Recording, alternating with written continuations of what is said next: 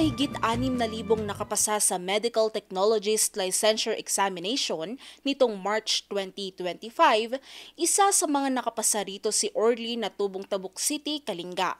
Nakakuha ito ng 90.60% na average score at nakapasok ito sa bilang ika-10 top notcher sa nasabing pagsusulit. Pero bago ito makapasa at makapagtapos sa pag-aaral, marami pa itong pagsubok na pinagdaanan. CSU po kasi pero hindi ko po nakapag-entrance exam. And then nag-try din po akong mag-entrance exams po sa PMMA. Ayun. Pumasa naman po sa entrance exam ng PMMA pero unfortunately bumagsak tayo sa neuro. Sa kabila nito, nagsikap pa rin at nakakuha ng scholarship mula sa DOST. Dito, muling nanumbalik sa kanya ang pangarap mula pagkabata, ang maging isang scientist.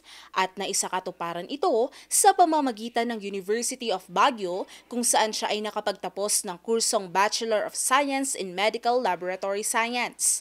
Pero higit pa sa pangarap, naging inspirasyon niya ang kanyang ate na isa na ring lisensyadong medical technologist.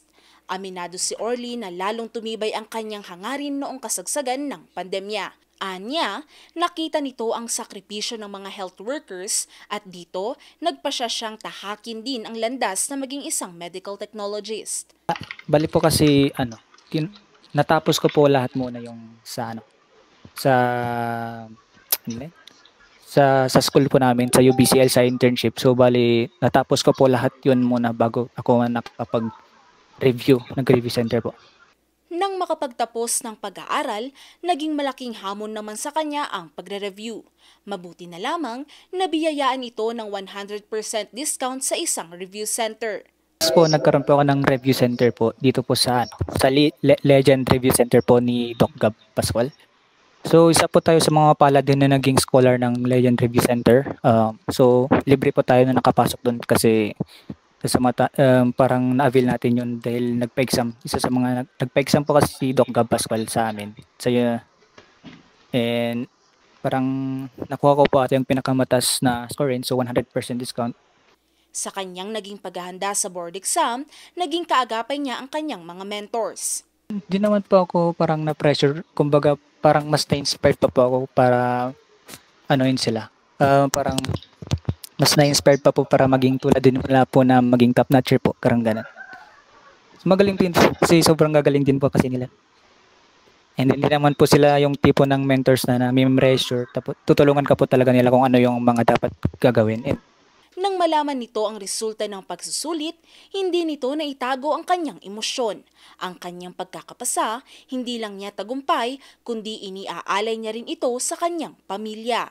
Naman po, nasa cloud 9 pa rin. And yun po, masaya talaga tapos kasi parang ito na yung finally, ito yung magiging turn around ko somehow sa kung na ikakaangat na sa parang ganoon, hopefully na turn around na hinahanap-hanap ko sa family ko rin. Nang ganoon po. Tapos na magkakaroon din ng mas marami sigurong opportunities po when it comes sa work din po, ganoon. Payo naman ni Orly sa mga susunod na MTLE takers sa darating na Agosto, tuloy lang po ang pag-review, tuloy lang po ang laban, make sacrifices, and make sacrifices for the greater good lang. For the greater good lang rin po yan.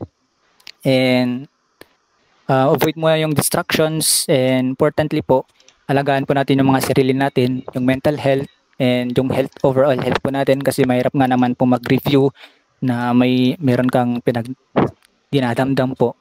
Tapos most importantly po, always seek for His guidance po. Di po tayo papabayaan ni Lord. Parang ganun po. Yes po, normal lang po yung mag-breakdown siguro.